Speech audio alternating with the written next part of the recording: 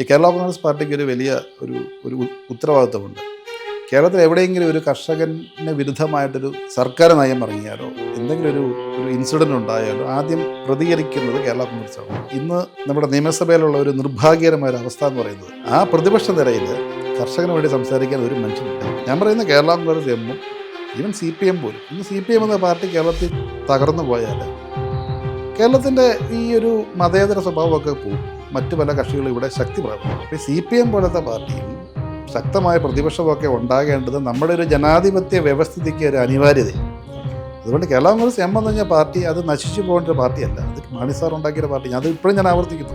എപ്പോഴെങ്കിലും ചിന്തിച്ചിട്ടുണ്ടോ ജോസ് കെ മാണിക്ക് എവിടെയാണ് പിഴച്ചത്? അവർക്ക് പറ്റിയ പിഴവ് എന്ന് പറയുന്നത് മാണി സാറിൻ്റെ കാലശേഷം PJ ജോസഫിനെ പോലത്തെയും CF തോമസിനെ പോലെയൊക്കെ പ്രായം ചെന്ന മുതിർന്ന പിതൃതുല്യരായ നേതാക്കന്മാരുടെ സീനിയോറിറ്റി അംഗീകരിച്ച് പോകാൻ തയ്യാറായില്ല എന്നുള്ളതാണ് അടിസ്ഥാനപരമായി ഗുരുത്വദോഷം കാരണമാണ് അവർ ഇന്ന് ഈ ഒരു അവസ്ഥയിൽ എത്തി നിൽക്കുന്നത് എന്ന് പറഞ്ഞാൽ അതിൽ യാതൊരു തെറ്റുമില്ല. ഈ മലയോര മേഖലയിൽ നിന്നുള്ള ഒരു MLA ജനപ്രതിനിധി കൂടിയാണ്. മലയോര മേഖലയിലെ ജനങ്ങളുടെ കർഷകരുടെ പ്രശ്നങ്ങൾ ഏറ്റവും കൂടുതൽ അഡ്രസ്സ് ചെയ്യപ്പെടേണ്ടുന്ന വിഷയങ്ങൾ കൂടിയാണ്. തീർച്ചയായിട്ടും ഈ വനം വന്യജീവി പ്രശ്നം വലിയ രീതിയിൽ നിലനിൽക്കുകയാണ്. കഴിഞ്ഞ ദിവസം പിണറായി വിജയൻ തന്നെ വനം മന്ത്രിയെ വിമർശിക്കുന്ന ഒരു സാഹചര്യം നമ്മൾ കണ്ടു സോഷ്യൽ മീഡിയയിലൂടെ. അതിന് ഷിബു ബേബി കൊടുത്ത മറുപടിയും നമ്മൾ കണ്ടതാണ്. ഉദ്യോഗസ്ഥരും ഒന്നും മാറിയിട്ടില്ല, മന്ത്രി മാത്രമേ മാറിയിട്ടുള്ളത്, ആനയ്ക്ക് അറിയില്ല എന്നുള്ളത്. ഒരു നിർദ്ദേശം വെക്കാനും, പ്രത്യേകിച്ച് ഷിബു ബേബി ജോൺ ചവറയിൽ നിന്നുള്ള MLA ആണ്, മലയോര മേഖലയിൽ നിന്നുള്ള MLA എന്നുള്ളത് ഈ വന്യജീവിയും മനുഷ്യനും തമ്മിലുള്ള ഈ യുദ്ധം അവസാനിപ്പിക്കാൻ എന്തെങ്കിലും ഒരു നിർദ്ദേശം വെക്കാനാണ്. ഈ കഴിഞ്ഞ ദിവസം അദ്ദേഹം കോതമംഗലത്ത് വന്നിരുന്നു. നമുക്കറിയാം, ഈ ഇലക്ഷന് മുമ്പ് വലിയ ഒച്ചപ്പാടും പോലെ ഉണ്ടായ സംഭവമാണ് പഴയ മൂന്നാർ രാജപാത. അവിടെ നിന്നുള്ള പല ആളുകളും നമ്മളോട് സ്റ്റോറി ചെയ്യാൻ വേണ്ടി അപ്പം ആ ഒരു രാജപാതയെക്കുറിച്ച് പഠിക്കുവാൻ വേണ്ടിയാണ് അദ്ദേഹം അവിടുത്തെ വിഷയം പഠിക്കുവാൻ വേണ്ടിയാണ് വന്നത്. ഇപ്പം അദ്ദേഹം പറഞ്ഞല്ലോ തീരദേശ മേഖലയിൽ നിന്നുള്ള ഒരു വനം മന്ത്രിയാണ്. ഞാൻ പറയുന്നത് അതാണ് അദ്ദേഹത്തിൻ്റെ ഏറ്റവും വലിയ അഡ്വാൻറ്റേജ്. ഇപ്പോൾ ഈ വനം മേഖല എന്നുള്ള ഒരു ഒരാളാണ് മന്ത്രിയാകുന്നെങ്കിൽ ഓൾറെഡി അദ്ദേഹത്തിൻ്റെ മൈൻഡ് പ്രൊജുഡിസ്ഡാണ്. ഒന്നുകിൽ വനം വകുപ്പിനെതിരെ അല്ലെങ്കിൽ കൃഷിക്കാർക്കെതിരെ. ഒരു ബാലൻസ്ഡ് ആയിട്ടുള്ള ഒരു ചിന്ത ഒരിക്കലും ഈ മേഖല എന്നുള്ള ഒരു വനം മന്ത്രിക്ക് ഉണ്ടാകേണ്ടതില്ല. ഓക്കെ, എല്ലാവരും കാര്യമല്ല, നാച്ചുറലായിട്ട് കണ്ടുപഴകിയതാണ്. ഇദ്ദേഹം പുറത്തുനിന്നുള്ള ആളാണ്. സോ ഈ thinking out of the box എന്ന് കേട്ടിട്ടില്ലേ? നമ്മളൊരു വിഷയം ഇവിടെ കിടക്കുവാണെങ്കിൽ അത് പുറത്തുനിന്ന് നോക്കുമ്പോഴാണ് രണ്ടു കൂട്ടരുടെയും വാദഗതികളും കാര്യങ്ങളും ഒരു ഓപ്പൺ മൈൻഡോട് കൂടി വിതൗട്ട് പ്രജുഡിസ്ഡ് അല്ലാത്തൊരു മനസ്സോടെ കാണാൻ അദ്ദേഹത്തിന് സാധിക്കും. അതിൽ നിന്നൊരു ബാലൻസ്ഡ് ആയിട്ടുള്ള ന്യായം എവിടെയാണെന്നും അത് വേർതിരിച്ച് കാണുവാനും ഒരു തീരുമാനത്തിലെത്താനും അദ്ദേഹത്തിന് എളുപ്പമുണ്ട്. പുള്ളി ഇവിടെ ഈ ഒരു മേഖലയിൽ ആ മന്ത്രി ഒരു സ്റ്റേക്ക് ഹോൾഡർ അല്ല. അദ്ദേഹത്തിന് ഈ മേഖലയായിട്ട് ഒരു ബന്ധവുമില്ല. അത് തന്നെയാണ് ഏറ്റവും വലിയ അഡ്വാൻറ്റേജ്. അദ്ദേഹത്തിന് ഇൻഡിപെൻഡൻ്റ് ആയിട്ട് ന്യായവും നീതി എവിടെയാണോ തീരുമാനം എടുക്കാൻ പറ്റും. ഇന്നലെ അദ്ദേഹം മീഡിയയുടെ മുന്നിൽ, അല്ലെങ്കിൽ ഇന്നലെ പറഞ്ഞൊരു സ്റ്റേറ്റ്മെൻ്റ് ഉണ്ട്. അതായത് ആദ്യം പറഞ്ഞു വനം കേരളത്തിൽ കുറഞ്ഞിട്ടില്ല, വനത്തിന് അതേപോലെ തന്നെ ഇന്ന് നിലനിൽക്കുന്നുണ്ട്. അദ്ദേഹം അതുപോലെ പറഞ്ഞൊരു കാര്യമുണ്ട്, വന്യജീവികളുടെ എണ്ണം കൂടിയിട്ടുണ്ട്. ആദ്യമായിട്ടാണ് ഒരു വനം മന്ത്രി ബോൾഡായിട്ടൊരു സ്റ്റേറ്റ്മെൻറ്റ് പറയുന്നത്, വനം കുറഞ്ഞിട്ടില്ല, വന്യജീവികളുടെ എണ്ണം കൂടിയിട്ടുണ്ടെന്ന് പറയുന്നത്. അക്കോമഡേറ്റ് ചെയ്യാൻ പറ്റുന്നത് അത് തന്നെ ഒരു ഫസ്റ്റ് സ്റ്റെപ്പാണ്. അത് ട്രൂത്ത് എന്താണ് സത്യം എന്ന് ബോധ്യം അദ്ദേഹത്തിനുണ്ട്. ഇനി അതെങ്ങനെയാണ് ആ ഒരു റിസ്ക്കും ആ ഒരു പ്രോബ്ലം നമ്മൾ മിറ്റിഗേറ്റ് ചെയ്യുന്നത്, എങ്ങനെയാണ് നമ്മളെ പ്രശ്നം പരിഹരിക്കുന്നത്, അത് വിവിധ കക്ഷികളുമായിട്ടുള്ള ഇതിനകത്തുള്ള പല സ്റ്റേക്ക് ഹോൾഡേഴ്സ് ഉണ്ട്, പല പാർട്ടീസ് ഉണ്ട്. അവരുമായിട്ട് ചർച്ച നടത്തി ഈ പറയുന്ന എല്ലാവർക്കും സ്വീകാര്യമായ നമ്മുടെ ഈ പ്രദേശത്തിന് അഭികാമ്യമായ ഒരു തീരുമാനത്തിലേക്ക് എത്തുക എന്നുള്ളത് ഈ ഒരു കാരണം കൊണ്ട് തന്നെ അതിലേറ്റവും യോജിച്ച ഒരു മന്ത്രി തന്നെയാണ് ഇപ്പോൾ ലഭിച്ചിരിക്കുന്നത്. പിന്നെ ഇദ്ദേഹം എഡ്യൂക്കേറ്റഡ് ആണ്, ഈസ് എ മെക്കാനിക്കൽ എഞ്ചിനീയർ. ഒരു മെക്കാനിക്കൽ എഞ്ചിനീയറാണ്, ലോകം കണ്ട ആളാണ്, മെക്കാനിക്കൽ എഞ്ചിനീയറാണ്, കാര്യങ്ങളെ ആ രീതിയിൽ വിലയിരുത്താനുള്ള കഴിവുള്ള ആളാണ്. സോ അതൊക്കെ നമുക്ക് അത് മാത്രമല്ല, എന്തെങ്കിലും ഒരു വിഷയം അദ്ദേഹത്തിന് ചോദിച്ചാൽ അദ്ദേഹം പഠിച്ചിട്ട് ഉത്തരം പറയുള്ളൂ. പണ്ട് പല പന്ത്രണ്ടും ചെയ്ത പോലെ എന്തെങ്കിലും അവർക്കറിയാൻ വേണ്ടി ചോദിച്ചാൽ ഉദ്യോഗസ്ഥരോട് ഉത്തരം പറയാനല്ല അദ്ദേഹം പറയുന്നത്. ഞാൻ പഠിച്ചിട്ട് പറയാം, പഠിച്ച കാര്യങ്ങൾ അദ്ദേഹം തന്നെയാണ് കോൺഫിഡൻസോടെ പറയുന്നത്. ഷിബു ബേബി നടത്തിയ ഏറ്റവും വലിയ പ്രസ്താവന മനുഷ്യജീവന് തന്നെയാണ് പ്രാധാന്യം. തീർച്ചയായിട്ടും ഈ കോതമംഗലത്ത് വെച്ച് നടന്ന മീറ്റിങ്ങിൽ പല ഇതിലും ഉദ്യോഗസ്ഥർ പല രീതിയിലും അതൊരു വേറെ ഒരു ദിശയിലേക്ക് കൊണ്ടുപോകാൻ ശ്രമിച്ചപ്പം അദ്ദേഹം പറഞ്ഞു, നമ്മളിവിടെ വന്നിരിക്കുന്നത് ഈ മറ്റ് കക്ഷികളെയും കൂടെ വാദഗതി കേൾക്കാൻ വേണ്ടി. അതുകൊണ്ട് നിങ്ങളിപ്പം തൽക്കാലം അടങ്ങി മിണ്ടാതിരി അവരുടെ ഭാഗം കൂടെ കേൾക്കട്ടെ, അത് ആദ്യമായിട്ട് കേരളത്തിൽ ഒരു വനമന്ത്രി പറയുന്നത്. രണ്ട് ഭാഗത്തിനും പറയാൻ അവസരം കൊടുക്കുകയും രണ്ട് ഭാഗങ്ങളുടെ വാദഗതികൾ കേൾക്കുകയും ഈ പറയുന്ന ആ വനഭൂമി കൂടെ ഒരു ടീമിനെ നയിച്ചുകൊണ്ട് എന്താണ് അവിടുത്തെ അവസ്ഥ എന്ന് കണ്ട് പഠിക്കുവാൻ ഒരു സന്നദ്ധത കാണിച്ച ആദ്യത്തെ വനമന്ത്രിയാണ്. അപ്പോൾ തീർച്ചയായിട്ടും വളരെ പ്രതീക്ഷയിലാണ് കേരളത്തിലെ ജനങ്ങൾ, വനമേഖലയിലെ, പ്രത്യേകിച്ച് ഈ വനം മേഖലയിലെ ജനങ്ങൾ. ഈ മലയോര കർഷകരുടെ മായ ഏറ്റവും അടുപ്പമുള്ള ഒരു കുടുംബം, അല്ലെങ്കിൽ ഒരു അച്ഛൻ്റെ മകൻ, അല്ലെങ്കിൽ അങ്ങ് കണ്ടുകൊണ്ടിരിക്കുന്ന ഈ വീട്ടിൽ നിന്ന് വരുമ്പോൾ തന്നെ നിറയെ പശുക്കളും കൃഷിയും ഒക്കെ ഉള്ളൊരു വീടാണ്. ഈ നമ്മുടെ നാട്ടിലെ കൃഷി രീതികൾ ഇപ്പം പലപ്പോഴും കഴിഞ്ഞ തവണത്തെ കൃഷിമന്ത്രി പി പ്രസാദ് അദ്ദേഹം ഏറ്റവും കൂടുതൽ ഹൈലൈറ്റ് ചെയ്ത് ചേർത്തലയിലെ കർഷകരെയാണ്. പക്ഷേ 5 വർഷം അവസാനിക്കുമ്പോൾ ഈ ചേർത്തലയിലെ കർഷകർ തന്നെ ഞങ്ങളുടെ ക്യാമറയ്ക്ക് മുന്നിൽ ഇദ്ദേഹത്തെ വിമർശിച്ചിട്ടുണ്ട്. ഒരു മന്ത്രിയുടെ പണി രാവിലെ കയ്യിൽ എടുത്തുകൊണ്ട് വന്ന് ഞങ്ങൾക്കൊപ്പം വെള്ളം കോരുന്നതല്ല, ഇതിന് വേണ്ടുന്ന കാര്യങ്ങൾ ചെയ്തു തരേണ്ടുന്ന അവസ്ഥയിലേക്ക് പോകേണ്ടിയിരുന്നത്. ഈ നമ്മുടെ ഈ വട്ടവടയിലൊക്കെയുള്ള ശൈത്യകാല കൃഷി നടത്തുന്നവർ ഈ കോളിഫ്ലവറും ക്യാരറ്റും പോലെ ഇതെല്ലാം തമിഴ്നാട്ടിൽ നിന്നുള്ള ലോബികൾ വളവും മറ്റും കൊടുത്തിട്ട് കൊണ്ടുപോകുന്നൊരു സാഹചര്യമുണ്ട്. റബ്ബറിൻ്റെ വില കുറവ്, മറ്റു കാര്യങ്ങളൊക്കെ ഇവിടെ നിൽക്കുക. അപ്പോൾ ഈ കൃഷി മേഖലയിൽ ഒരു സമഗ്രമായ മാറ്റം ഇപ്പോൾ ഈ പോകുന്ന സംവിധാനം, കുറേ ഉദ്യോഗസ്ഥർക്ക് കൃഷിഭവൻ വഴി എന്തൊക്കെയോ കൊടുക്കുന്നു, അവർ ആർക്കൊക്കെയോ അത് വിതരണം ചെയ്യുന്നു. സമഗ്രമായ ഒരു മാറ്റത്തിന് കൃഷി വകുപ്പ് മാറേണ്ടതില്ലേ? സ്വയം പര്യാപ്തത നേടേണ്ട ആവശ്യം കേരളത്തിൽ. നമ്മളിപ്പോഴും കേരളത്തിലെ കാർഷിക മേഖലയെക്കുറിച്ച് പറയുമ്പോൾ അതിനകത്ത് 2 ഫാക്ടേഴ്സ് ഉണ്ട്. ഒന്ന്, നമ്മൾ പറയുന്നു കാർഷിക വിളകൾക്ക് വിലയില്ല, അതുകൊണ്ടാണ് കർഷകർ ബുദ്ധിമുട്ടുന്നത്, അതുകൊണ്ടാണ് പലരും കാർഷിക മേഖലയിൽ നിന്നും പിന്തിരിഞ്ഞു പോകുന്നത്. പക്ഷെ നമ്മൾ തിരിച്ച് ചോദിക്കേണ്ട ഒരു ചോദ്യം, ഏതെങ്കിലും ഒരു സൂപ്പർ മാർക്കറ്റിലോ ഏതെങ്കിലും ഒരു പച്ചക്കറി കടയിലോ ഏതെങ്കിലും ഒരു പഴക്കടയിലോ എവിടെ ആയിക്കോട്ടെ, വഴിയോര കച്ചവട സ്ഥാപനങ്ങളിലോ വിലക്കുറവുള്ള ഏതെങ്കിലും ഒരു കാർഷിക ഉൽപ്പന്നം നമുക്ക് മേടിക്കാൻ കിട്ടുമോ? ഇല്ല. എല്ലാത്തിനും തൊട്ടാൽ പൊള്ളുന്ന വിലയാണ്, തീ പിടിച്ച വിലയാണ്. എല്ലാ കാർഷിക ഉൽപ്പന്നങ്ങൾക്കും വിപണിയിൽ നല്ല വില തന്നെയുണ്ട്. അത് കർഷകൻ അവൻ്റെ പുരയിടത്തിൽ കിട്ടുന്നില്ല എന്ന് മാത്രമേ നമ്മുടെ നാട്ടിലെ വിഷയമുള്ളൂ. അത് മറ്റ് സംസ്ഥാനങ്ങൾ എങ്ങനെയാണ് ആ ഒരു പ്രശ്നം പരിഹരിക്കുന്നതെന്ന് നമ്മൾ ആലോചിക്കണം. ഈ ഉത്തരേന്ത്യയിൽ ഇപ്പോൾ അവിടെ കർഷകർ സമരത്തിൽ ഇറങ്ങിയല്ലോ, ഈ കർഷക സമരം കേന്ദ്ര സർക്കാരിനെതിരെ. അതിൻ്റെ ഒരു കാരണമെന്ന് പറയുന്നത് അവിടെ ഈ സബ്ജി മണ്ടീസ് എന്ന് പറയും, കർഷക ഓപ്പൺ മാർക്കറ്റുകളാണ്. ഇപ്പോൾ ഈ പഞ്ചായത്തിൻ്റെ പേര് പുറപ്പുഴ പഞ്ചായത്താണ്. ഈ പുറപ്പുഴ പഞ്ചായത്തിലെ കർഷകർ അവരുണ്ടാക്കുന്ന കാർഷിക ഉൽപ്പന്നങ്ങൾ പുറപ്പുഴയിലെ സബ്ജി മണ്ടികളിലാണ് കൊണ്ടുപോയി വിൽക്കുന്നത്. അവർക്കത് തൊട്ടടുത്ത പഞ്ചായത്തിൽ കൊണ്ടുപോയി വിൽക്കാൻ അനുവാദമില്ല. പക്ഷേ അവിടെ എങ്ങനെയാണ് സർക്കാർ അവരെ സംരക്ഷിക്കുന്നതെന്ന് ചോദിച്ചു കഴിഞ്ഞാൽ, ഈ ഓരോ സബ്ജി മണ്ടികളിലും ഈ ഓരോ ഉൽപ്പന്നങ്ങൾക്കും തറവില നിശ്ചയിച്ചിട്ടുണ്ട്. കർഷകനെ സംരക്ഷിക്കുന്ന രീതിയിലുള്ള വിലയാണ് അവിടെ നിശ്ചയിച്ചിരിക്കുന്നത്. അതിൽ താത്തി വിൽക്കാൻ പറ്റത്തില്ല, അതിൻ്റെ മുകളിലേക്കാണ് ബിഡിങ് തുടങ്ങുന്നത്. അപ്പോൾ കർഷകനെ സംരക്ഷിക്കുന്നത് സർക്കാർ തറവില നിശ്ചയിച്ചാണ്. അതാണ് കേരളത്തിൽ വരേണ്ട ഒരു കാര്യം, തറവില നിശ്ചയിക്കുക. അത് UDF സർക്കാരിൻ്റെ നമ്മുടെ തിരഞ്ഞെടുപ്പ് പ്രകടന പത്രികയിൽ വ്യക്തമായി പറഞ്ഞിട്ടുണ്ട്, നമ്മൾ കാർഷിക ഉൽപ്പന്നങ്ങൾക്ക് തറവില പ്രഖ്യാപിക്കുമെന്ന് പറഞ്ഞിട്ടുണ്ട്. അടുത്തതെന്ന് പറയുന്നത്, നമ്മൾ പരമ്പരാഗത കൃഷികളെക്കുറിച്ച് തന്നെ പറഞ്ഞുകൊണ്ടിരിക്കുന്നത്. നമുക്ക് ലാഭമില്ലാത്ത കൃഷികളെ മാറ്റി പുതിയ ക്രോപ്പുകളും പുതിയ വിളകളും പുതിയ കാർഷിക ഉൽപ്പന്നങ്ങളും ഇവിടെ ഉൽപ്പാദിപ്പിക്കാനുള്ള പദ്ധതി ഉണ്ടാക്കണം. ഇപ്പോൾ ഫ്രൂട്ട് മാർക്കറ്റ്, ലോകത്തെ ഏറ്റവും കൂടുതൽ ഇന്ന് വിറ്റഴിയുന്ന ഒരു മാർക്കറ്റ് ഫ്രൂട്ട് മാർക്കറ്റാണ്. ഈ കേരളത്തിൻ്റെ അതേ കാലാവസ്ഥയുള്ള മലേഷ്യയിലും വിയറ്റ്നാമിലും ഈ പറയുന്ന തായ്ലൻഡിലും ഇന്തോനേഷ്യ എന്ന് വേണ്ട ഫിലിപ്പീൻസ് എല്ലാ രാജ്യങ്ങളിലും ഫ്രൂട്ട് എന്ന് പറയുന്നൊരു വലിയ ഒരു മാർക്കറ്റാണ്, $1 ബില്യൺ മാർക്കറ്റാണ്. അവിടെ നാട്ടിൽ ഇപ്പം റംബൂട്ടാനുണ്ട്, ഈ അബിയു എന്നൊക്കെ പറഞ്ഞ ചില ഫ്രൂട്ടുകളുണ്ട്. ഇതെല്ലാം കേരളത്തിലുണ്ടാവും. അപ്പോൾ ഈ പരമ്പരാഗത പ്ലാന്റേഷൻ, ഇപ്പം നമുക്കൊരു റബ്ബർ പ്ലാന്റേഷൻ്റെ ഒരു പരിമിതി എന്ന് പറയുന്നത്, റബ്ബറിൻ്റെ വില നഷ്ടത്തിലായാലും ആ തോട്ടം പൂട്ടിയിടാനേ പറ്റുള്ളൂ. അവിടെ മറ്റ് ഇതര വിളകൾ നമുക്ക് ചെയ്യാൻ പറ്റത്തില്ല. മറ്റിതര വിളകൾ ചെയ്താൽ അതിൻ്റെ പ്ലാന്റേഷൻ ലൈസൻസ് എടുത്ത് കളയും. നമ്മൾ മാറ്റേണ്ടത് ഒരു പ്ലാന്റേഷൻ, ഒരു 100 ഏക്കറുള്ള റബ്ബർ എസ്റ്റേറ്റ്, ആ റബ്ബർ എസ്റ്റേറ്റിൽ ഒരു 100 കണക്കിന് തൊഴിലാളികൾ ജോലി ചെയ്യുന്നുണ്ട്. അത് പൂട്ടിപ്പോയാൽ ഈ 100 കണക്കിന് തൊഴിലാളികളുടെ ജോലി ഇല്ലാണ്ടാവും. നമ്മുടെ എക്കണോമിക്കിനെ ബാധിക്കുന്നത്. റബ്ബർ നഷ്ടമാണെങ്കിൽ എന്തുകൊണ്ട് അവിടെ മറ്റ് ഇതര വിളകൾ ഉൽപ്പാദിപ്പിക്കുവാൻ സർക്കാർ അനുമതി കൊടുത്തുകൂടാ? ഇപ്പം 100 ഏക്കറും അനുമതി വേണ്ട, ഒരു 30 ഏക്കറെങ്കിലും മറ്റ് ഇതര വിളകൾ, അവിടെ റംബൂട്ടാനോ അല്ലെങ്കിൽ ഈ പറയുന്ന മറ്റ് ഫ്രൂട്ട് ട്രീസോ മാർക്കറ്റുള്ള സാധനങ്ങൾ. ഇപ്പം നമ്മുടെ AI ഡാറ്റ സയൻസിൻ്റെ കാലം. ഇന്നിരുന്ന് 5 വർഷം കഴിയുമ്പം ഏത് വിളയ്ക്കാണ് ഇവിടെ വിലയുണ്ടാകുന്നത് നമുക്ക് ഇതുവരെയുള്ള ഈ പറയുന്ന പാസ്റ്റ് ഡേറ്റ വെച്ചിട്ട് നമുക്ക് കണ്ടുപിടിക്കാൻ പറ്റും. ഒരു മാർക്കറ്റ് അനാലിസിസ് നടത്തി, ഒരു പ്രോഡക്റ്റ് അനാലിസിസ് നടത്തി, ഒരു ക്രോപ്പ് പ്ലാനിങ് പക്കായിട്ട് കേരളത്തിൽ ചെയ്താൽ ഇപ്പം നമ്മുടെ നാട് കിടക്കുന്ന ജാതിക്കൊക്കെ വില കൂടുമ്പോൾ എല്ലാവരും കൊക്കോ വെട്ടി നാട്ടുകാർ മുഴുവൻ ജാതി വയ്ക്കും. ഈ ജാതി വെച്ചാൽ 5 വർഷം കഴിഞ്ഞ് 6 വർഷം കഴിഞ്ഞാൽ ജാതിക്കേ ഉണ്ടാവുള്ളൂ. അപ്പോഴത്തേക്ക് ഇതിൻ്റെ വില ഇടിക്കും. 5 വർഷം കഴിയുമ്പോൾ ഈ വെച്ച ജാതിക്കാൻ മുഴുവൻ ജാതി ഉണ്ടാവും.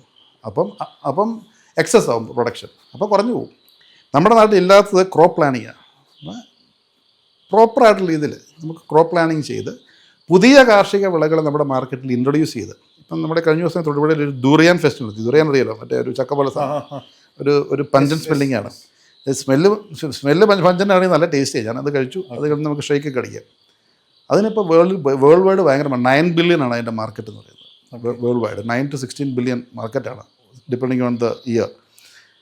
അത് നമ്മുടെ നാട്ടിൽ നന്നായിട്ടുണ്ടാകുന്നൊരു സാധനമാണ്. ഇപ്പം ദുറിയാൻ ഇവിടെ പ്ലാന്റേഷൻ ആൾക്കാർ ആരംഭിച്ചു കഴിഞ്ഞു. അവക്കാഡോ ഒരു വലിയ മാർക്കറ്റാണ്. അത് എക്സ്പെൻസീവ് ഫ്രൂട്ടുമാണ് അവക്കാഡോ. അപ്പം ഇങ്ങനെയുള്ള പുതിയ രീതികൾ കൊണ്ടുവരിക, പുതിയ ക്രോപ്സ് ഇവിടെ ഇൻട്രൊഡ്യൂസ് ചെയ്യുക. അതുപോലെ നെൽകൃഷി, നമ്മുടെ കുട്ടനാട് നെൽകൃഷി, ഈ GA ഇൻഡെക്സ് എന്ന് പറയും. അത് നമ്മളൊരു ജിയോഗ്രഫിക്കൽ ഇൻഡെക്സ്, ജിയോഗ്രഫിക്കൽ GA എന്ന് പറയുന്നത്. അതായത് ഇപ്പം നമ്മൾ ഷാംപെയിൻ എന്ന് പറയുന്ന ഒരു പ്രോഡക്റ്റ് എന്ന് പറയുന്നത് ഫ്രാൻസിലെ ഷാംപെയിനിലുണ്ടാക്കുന്ന സ്പാർക്ലിംഗ് വൈറ്റ് വൈനാണ് ഷാംപെയിൻ. അവർ പറയുന്ന ആ റീജിയനിൽ നിന്നുള്ള ഈ വൈറ്റ് ഗ്രേപ്സും അതിൽ നിന്നൊരു പെർട്ടിക്കുലർ പ്രോസസ്സിലുണ്ടാക്കുന്ന സംഭവത്തെ നമുക്ക് ഷാംപെയിൻ എന്ന് പറയാൻ പറ്റും. ഈ സ്പാർക്ലിംഗ് വൈറ്റ് വൈൻ ലോകത്ത് എല്ലായിടത്തും ഉണ്ടാക്കുന്നുണ്ട്. അല്ലെങ്കിൽ സ്കോച്ച് വിസ്കി എന്ന് പറയുന്നത് സ്കോട്ട്ലൻഡിലെ ആ ഒരു റീജിയനിൽ നിന്നുള്ള അവിടുത്തെ വെള്ളത്തിൽ നിന്നുണ്ട്. അത് സിംഗിൾ ഗ്രെയിൻ ആണെങ്കിൽ നമ്മൾ സിംഗിൾ മോൾട്ട് എന്ന് പറയും, മൾട്ടി ഗ്രെയിൻ ആണെങ്കിൽ ബ്ലെൻഡഡ് എന്ന് പറയും. അതുപോലെ തന്നെ നമ്മൾ ഈ പല പ്രോഡക്റ്റും, ഇപ്പോൾ ചീസ് ആണെങ്കിൽ തന്നെ സ്വിറ്റ്സർലൻഡിലെ ചില ഗ്രൂവെയർ എന്ന് വെച്ച ചീസുണ്ട്. അതൊക്കെ ഓരോ ജിയോഗ്രഫിക്കൽ ഏരിയ ആയിട്ട് ടൈഡാണ്. നമ്മുടെ കുട്ടനാടിന് തനതായ ഭൂപ്രകൃതിയുണ്ട്, തനതായ പ്രോഡക്റ്റ്സ് ഉണ്ട്. കുട്ടനാടൻ റൈസ് എന്ന് പറഞ്ഞാൽ എന്തുകൊണ്ട് നമുക്ക് കുട്ടനാട് ഉണ്ടാക്കുന്ന റൈസിൻ്റെ ബ്രാൻഡ് ചെയ്തുകൂടാ? ലോകത്തുള്ള മലയാളികൾ മുഴുവൻ ക്യൂ നിന്ന് മേടിക്കും. അത് സർക്കാർ അതിന് അതെ. അപ്പം അത് ഈ പ്രാവശ്യത്തെ ഗവർണറുടെ നയപ്രഖ്യാപനത്തിൽ അതുണ്ട്. നമ്മൾ ആലോചിക്കേണ്ടത് എന്ത് ഫ്യൂച്ചറിസ്റ്റിക് ആയിട്ടാണ് ഈ സർക്കാർ ചിന്തിക്കുന്നതെന്ന്. ഈ ജിയോ ടാഗിങ് നമ്മുടെ ഇവിടെയുള്ള എല്ലാ പ്രോഡക്ട്സിനും നമുക്ക് ചെയ്യാവുന്നതാണ്. ഇപ്പം ഈ വാഴക്കുളമാണ് ലോകത്തിലെ ഏറ്റവും കൂടുതൽ പൈനാപ്പിൾ ഉണ്ടാക്കുന്നത്. ഈ ഇവിടുന്ന് ഒരു 10 കിലോമീറ്റർ ഉള്ളൂ. വാഴക്കുളം പൈനാപ്പിളിൽ നിന്ന് ഒരു ഇത് കൊടുക്കുക. നമ്മൾ ഷാംപെയിൻ എന്ന് പറയുന്നതല്ലേ, വാഴക്കുളം പൈനാപ്പിൾ ഉണ്ടാക്കുന്ന പ്രോഡക്ട്സ്, മൂല്യവർദ്ധിത പ്രോഡക്ട്സ് ഇവിടെ ഉണ്ടാക്കുക. വാഴക്കുളം പൈനാപ്പിളിൽ നിന്ന് ഒരു GI, ഒരു ജിയോഗ്രഫിക്കൽ ഇത് ഉണ്ടാക്കുക. കുട്ടനാടിൽ നിന്ന് ഉണ്ടാക്കുന്ന അവിടെ നിന്നുള്ള മത്സ്യവിഭവങ്ങൾ, അവിടെ നിന്നുള്ള ഷ്രിമ്പും അവിടെ നിന്നുള്ള കരിമീനും. അവിടെ R ബ്ലോക്ക് എന്ന് പറയുന്നത് ഈ ഭൂ ലെവലിൽ നിന്ന് താഴെയുള്ള ഒരു പ്രദേശമാണ്. ലോകത്തിൽ നെതർലൻഡ്സ് കഴിഞ്ഞാൽ അങ്ങനെയുള്ള സ്ഥലത്ത് കൃഷി ചെയ്യുന്ന ഒരു സ്ഥലം എന്ന് പറയുന്നത് കുട്ടനാട്, R ബ്ലോക്ക് എന്ന് പറയുന്നത്. അപ്പം ഇങ്ങനെയുള്ള സാധനങ്ങളൊക്കെ കേരളത്തിൽ, അതുപോലെ വയനാടും അതായത് മേഖലകളിൽ അതൊക്കെ നമുക്ക് മാർക്കറ്റ് ചെയ്യാവുന്ന കാര്യങ്ങളാണ്. അപ്പോൾ ഇങ്ങനെ നൂതനമായ കാര്യങ്ങളെക്കുറിച്ച് നമ്മൾ ആലോചിച്ച് കാർഷിക മേഖലയിൽ ഒരു സമൂലമായ ഒരു വിപ്ലവം, ഒരു പുതിയ ഹരിത വിപ്ലവം തന്നെ ഉണ്ടാക്കിയാൽ മാത്രമേ അതിൻ്റെ മറ്റൊരു ആസ്പെക്റ്റ് എന്ന് പറയുന്നത്, ഇന്നും കേരളത്തിൽ ഒരു 65 തൊട്ട് 70% ആളുകൾ ഡിപ്പെൻഡ് ചെയ്യുന്ന മേഖല കാർഷിക മേഖലയാണ്. കൃഷിക്കാരും കർഷക തൊഴിലാളികളുമാണ്. ഈ മേഖലയെ കൈപിടിച്ച് ഉയർത്തിയാൽ മാത്രമേ നമുക്ക് നിലനിൽപ്പുള്ളൂ. ഇത്തരം മാറ്റങ്ങൾ കൊണ്ടുവരാൻ പറ്റുന്ന ഒരു കൃഷിമന്ത്രിയാണോ നമുക്കുള്ളത്?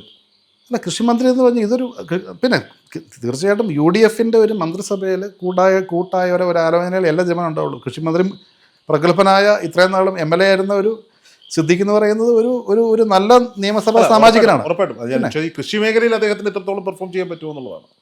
തീർച്ചയായിട്ടും എനിക്ക് പ്രതീക്ഷയുണ്ട്. തീർച്ചയായിട്ടും. ഇനി എനിക്ക് അങ്ങനെ സമയം ഒരുപാട് എടുക്കാൻ ഞാൻ ആഗ്രഹിക്കുന്നില്ല. പക്ഷേ ഒരു വർഷത്തിനപ്പുറം ഒരു വിശദമായ ഒരു ഇൻ്റർവ്യൂ ഞങ്ങൾക്ക് തരണം, അങ്ങയുടെ ഒരു വർഷത്തെ പ്രവർത്തനങ്ങൾ. തീർച്ചയായിട്ടും. ഓക്കെ, ഒരു ചോദ്യം കൂടി ചോദിക്കാം. അങ്ങയുടെ പ്രവർത്തകരൊക്കെ അവിടെ അസ്വസ്ഥരാകുന്നുണ്ട്. ഒരു ചോദ്യം കൂടി. കേരള കോൺഗ്രസ് ജോസഫ് വിഭാഗത്തിൻ്റെ ഒരു സഹോദര സംഘടന എന്ന് വേണമെങ്കിൽ തീർച്ചയായിട്ടും ആലങ്കാരികമായി എല്ലാ കേരള കോൺഗ്രസ്സുകാരും ഏകോദര സഹോദരങ്ങളാണ്. അപ്പോൾ കേരള കോൺഗ്രസ് UDFിലേക്ക് മടങ്ങി വരുന്നതിൽ സന്തോഷമാണ് എന്നൊരു പ്രസ്താവന നടത്തിയിരുന്നു. നമ്മൾ ആലോചിക്കേണ്ടത് ഈ മധ്യ കേരളത്തിൽ, പ്രത്യേകിച്ച് കേരളത്തിൻ്റെ കാർഷിക മേഖലയിൽ ഈ കേരള കോൺഗ്രസ് പാർട്ടിക്ക് ഒരു വലിയ ഒരു ഉത്തരവാദിത്വമുണ്ട്. കേരളത്തിൽ എവിടെയെങ്കിലും ഒരു കർഷകന് വിരുദ്ധമായിട്ടൊരു സർക്കാർ നയം ഇറങ്ങിയാലോ എന്തെങ്കിലും ഒരു ഇൻസിഡൻ്റ് ഉണ്ടായാലോ ആദ്യം പ്രതികരിക്കുന്നത് കേരള കോൺഗ്രസ്സാണ്. പ്രതികരിച്ചിരുന്നതും കേരള കോൺഗ്രസ്സാണ്. ഇനി പ്രതികരിക്കേണ്ടതും കേരള കോൺഗ്രസ്സാണ്. കാരണം കേരള കോൺഗ്രസ് എന്ന് പറയുന്ന ഒരു റീജിയണൽ പാർട്ടിയാണ്. നമുക്ക് കേരളത്തെക്കുറിച്ച് മാത്രം ആലോചിച്ചാൽ മതി. നാഷണൽ പാർട്ടികളുടെ ഒരു ഒരു പരിമിതി എന്ന് പറയുന്നത് അവരൊരു സ്റ്റേറ്റ്മെൻറ്റ് ഇറക്കുമ്പം അവരുടെ നാഷണൽ പോളിസിയുമായിട്ട് അലയണ്ടായിരിക്കും. കേരള കോൺഗ്രസ് പാർട്ടിക്ക് കേരളത്തെക്കുറിച്ച് ആലോചിച്ചാൽ മതി. കേരളത്തിലെ പ്രത്യേകിച്ച് കാർഷിക മേഖലയിൽ വേരോട്ടമുള്ളൊരു പാർട്ടി എന്ന് പറയുമ്പം കേരള കോൺഗ്രസ് പാർട്ടിക്കാണ് കർഷകരുടെ വിഷയങ്ങളിൽ ഏറ്റവും കൂടുതൽ പ്രതികരിക്കുവാനും പ്രവർത്തിക്കാനും പറ്റുന്നൊരു പാർട്ടി. ആ ഒരു പശ്ചാത്തലത്തിൽ ഇന്ന് നമ്മുടെ നിയമസഭയിലുള്ള ഒരു നിർഭാഗ്യകരമായ ഒരു അവസ്ഥ എന്ന് പറയുന്നത് ആ പ്രതിപക്ഷ നിരയിൽ കർഷകന് വേണ്ടി സംസാരിക്കാൻ ഒരു മനുഷ്യനില്ല. ഞാൻ UDFൻ്റെ ഭാഗമാണ്, UDFിൽ ചീഫ് വിപ്പാണ്. സർക്കാർ നല്ല രീതിയിൽ ഭരിക്കുമെന്ന് എനിക്ക് ഉറപ്പുണ്ട്. പക്ഷേ ഏതെങ്കിലും കാരണവശാൽ ഏതെങ്കിലും ഒരു സർക്കാരിൻ്റെ നയം കർഷകർക്ക് എതിരായി വന്നാൽ അതിനെതിരെ പ്രതികരിക്കാൻ ഇന്ന് പ്രതിപക്ഷ നിരയിൽ ഒരാളില്ല കർഷകർക്ക് വേണ്ടി പറയാൻ വേണ്ടി. അതെന്ന് പറയുന്നത് കേരളത്തിന് ഒരു വലിയ നഷ്ടമാണ്.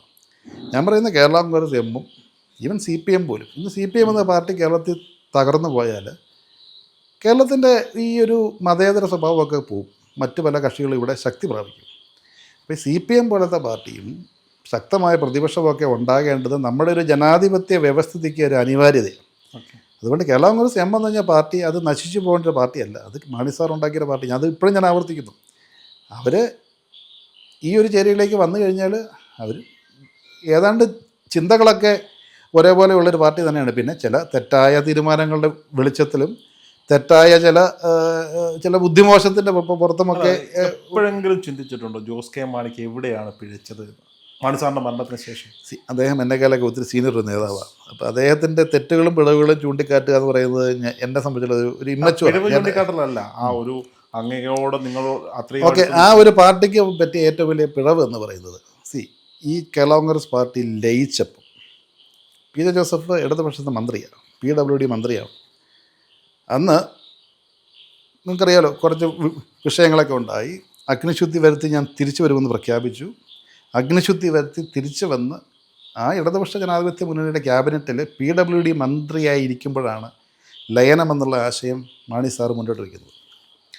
ആ ഒരു ആശയം ഉൾക്കൊണ്ടുകൊണ്ട് കേരള കോൺഗ്രസ് പാർട്ടിയെ ശക്തിപ്പെടുത്തുക എന്നൊരു ആശയം ഉൾക്കൊണ്ടാണ് ആ ഇടതുപക്ഷത്ത് അന്ന് കാര്യമായിട്ട് വിഷയങ്ങളൊന്നുമില്ല. തിരിച്ച് മന്ത്രിസഭയിൽ ഇരിക്കുവാണ്, കംഫർട്ടബിളി ഭരിച്ചുകൊണ്ടിരിക്കുകയാണ്. മാണി സാറും മറ്റു ചില ആളുകളുമൊക്കെ പറഞ്ഞതിൻ്റെ വെളിച്ചത്തിലാണ് എന്നാൽ ലയനം എന്നൊരു ആശയം വന്നത്. ലയിച്ച് വന്നപ്പോൾ മാണി സാറ് അന്ന് ചെയർമാൻ സ്ഥാനം അതുപോലെ തന്നെ പാർലമെൻ്ററി പാർട്ടി നേതാവും കൂടെ ചോദിച്ചു. അപ്പം ന്യായമായിട്ടും ഏതാണ്ട് ഒരേ ശക്തിയുള്ള പാർട്ടികൾ ജോയിൻ ചെയ്യുമ്പം ഒന്നുകിൽ ഒരാൾ ചെയർമാനാകാം, മറ്റേ ആൾ പാർലമെൻ്ററി പാർട്ടി നേതാവാകാം. അന്ന് മാണി സാർ അപ്പച്ചനോട് പറഞ്ഞത് ജോസഫച്ചൻ എൻ്റെ സീനിയോറിറ്റി എനിക്ക് ഇത്രയും പ്രായമായി. അന്ന് മാണി സാറിൻ്റെ റിക്വസ്റ്റ് മാനിച്ചുകൊണ്ട് മാണി സാറിൻ്റെ സീനിയോറിറ്റി അംഗീകരിച്ചുകൊണ്ടാണ് അപ്പച്ചൻ 2 പദവികളും മാണി സാറിന് വിട്ടുകൊടുത്തു. ചെയർമാൻ സ്ഥാനം വിട്ടുകൊടുത്തു, പാർലമെൻ്ററി പാർട്ടി നേതാവിൻ്റെ സ്ഥാനം വിട്ടുകൊടുത്തു. അത് ചെയ്ത ഒരു വലിയ ത്യാഗമാണ്. മാണി സാറിൻ്റെ സീനിയോറിറ്റിയെ ഉള്ള ഒരു അംഗീകാരമാണ്. പിന്നീട് മാണി സാർ തന്നെ ഒരു പോസ്റ്റ് ഉണ്ടാക്കി വർക്കിംഗ് ചെയർമാൻ. ചെയർമാൻ്റെ അഭാവത്തിൽ ചെയർമാൻ്റെ എല്ലാ അധികാരങ്ങളുള്ളൊരു ഒരു പദവി. അവർക്ക് പറ്റിയ പിഴവ് എന്ന് പറയുന്നത് മാണി സാറിൻ്റെ കാലശേഷം PJ ജോസഫിനെ പോലത്തെയും CF തോമസിനെ പോലെയൊക്കെ പ്രായം ചെന്ന മുതിർന്ന പിതൃതുല്യരായ നേതാക്കന്മാരുടെ സീനിയോറിറ്റി അംഗീകരിച്ച് പോകാൻ തയ്യാറായില്ല എന്നതുള്ളതാണ് അടിസ്ഥാനപരമായി ഗുരുത്വദോഷം കാരണമാണ് അവർ ഇന്ന് ഈ ഒരു അവസ്ഥയിൽ എത്തി നിൽക്കുന്നത് എന്ന് പറഞ്ഞാൽ അതിൽ യാതൊരു തെറ്റുമില്ല. 12 പേര് മത്സരിച്ച് 12 പേരും തോറ്റുപോയി. സത്യത്തോടൊപ്പം കാലം എന്ന് പറയുന്നത് നിൽക്കും എന്ന് പറയുന്നതിൻ്റെ ഉത്തമ ഉദാഹരണമാണ്. താൽക്കാലികമായിട്ടൊക്കെ നേട്ടങ്ങൾ ഉണ്ടായേക്കാം, പക്ഷെ ഇന്ന് അവരെത്തി നിൽക്കുന്ന അവസ്ഥയുടെ കാര്യം സീനിയോറിറ്റി പാർട്ടിയിലുള്ള നേതൃത്വത്തെ അംഗീകരിച്ചില്ല, ആ നേതൃത്വത്തോടുള്ള ബഹുമാനം കാണിച്ചില്ല.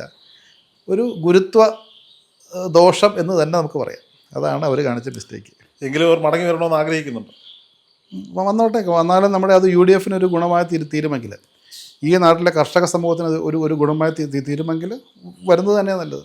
ഓക്കെ, എന്തായാലും കുറച്ച് സമയം നമുക്ക് വേണ്ടി മാറ്റിവെച്ചതിന് നന്ദി. Thank you.